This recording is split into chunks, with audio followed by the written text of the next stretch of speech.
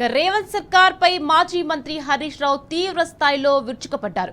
కాళేశ్వరం ప్రాజెక్టును కాంగ్రెస్ ప్రభుత్వం కావాలని చిన్నచూపు చూస్తుందని ఆరోపించారు. ప్రాజెక్టులో నీళ్లు ఉన్నా కావాలనే విడుదల చేయలేదన్నారు. సిద్దిపేట జిల్లా చౌడారం వద్ద బిక్కబండ కాల్వకు హరీష్ రావు నీటిని విడుదల చేశారు. కాల్వ భూసేకరణ కోసం 20 కోట్ల రూపాయలు విడుదల చేయాల్సి ఉందన్నారు.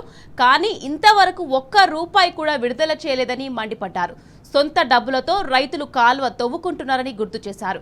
రైతులపై ప్రేమతో మెలగాలి కానీ రేవంత్ సర్కార్ పగతో వ్యవహరిస్తుందని హరీష్ రావు ధ్వజమెత్తారు. రంగనాయక సాగర్ రిజర్వాయర్ నుంచి బిక్కబండ కుంటకు నీరు విడుదల చేసుకోవడం జరిగింది. వాస్తవానికి ఏడాదిన్నర కాలంలో కొత్తగా అధికారంలోకి వచ్చిన కాంగ్రెస్ ప్రభుత్వం ల్యాండ్ ఎక్విజిషన్కు ఒక్క రూపాయి కూడా విడుదల చేయడం లేదు. కాళేశ్వరం ప్రాజెక్టును కాంగ్రెస్ ప్రభుత్వం చిన్నచూపు చూస్తూ ఉంది. ఇవాళ నీళ్లు ఉన్నాయి.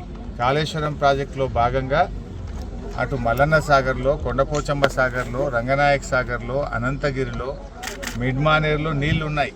కానీ ఉద్దేశపూర్వకంగా కావాలనే ఇవాళ కక్షతోని కాంగ్రెస్ ప్రభుత్వం ఈ ఏడాదిన్నరలో కాళేశ్వరం ప్రాజెక్టుకు ఒక్క రూపాయి కూడా విడుదల చేయలేదు. కొత్తగా 1 ఎకరా భూసేకరణ కూడా చేయడం లేదు. ఇవాళ కేసీఆర్ గారు మంచిగా ప్రాజెక్టును కట్టి ఇవాళ బంగారంలో నీళ్లు తెచ్చిపెట్టింది. సిస్టమ్ అంతా రెడీ ఉంది. పంప్ హౌజులు రెడీగా ఉన్నాయి, రిజర్వాయర్లు రెడీగా ఉన్నాయి, సబ్ స్టేషన్లు రెడీగా ఉన్నాయి, టనళ్ళు పూర్తయిపోయినాయి, మెయిన్ కెనాల్స్ పూర్తయిపోయినాయి, డిస్ట్రిబ్యూటరీ కెనాల్స్ పూర్తయిపోయినాయి.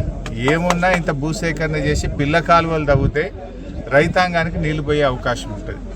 ఎంతో గొప్పగా ఈ ప్రాజెక్టు ఉపయోగపడుతుంది. సో ప్రభుత్వం ఆలస్యం చేయకుండా ఆ కుంగిన 1-2 పిల్లలను తొందరగా మరమ్మతు చేసి ఎండాకాలంలో కూడా నీళ్లను పంపింగ్ చేయొచ్చు. గోదావరి నది ఇప్పుడు కూడా ప్రవహిస్తుంది. ఇవాళ కూడా గోదావరి నదిలో ఈ ఎండల్లో మేడిగడ్డ దగ్గర నీళ్లు పోతూ ఉన్నాయి.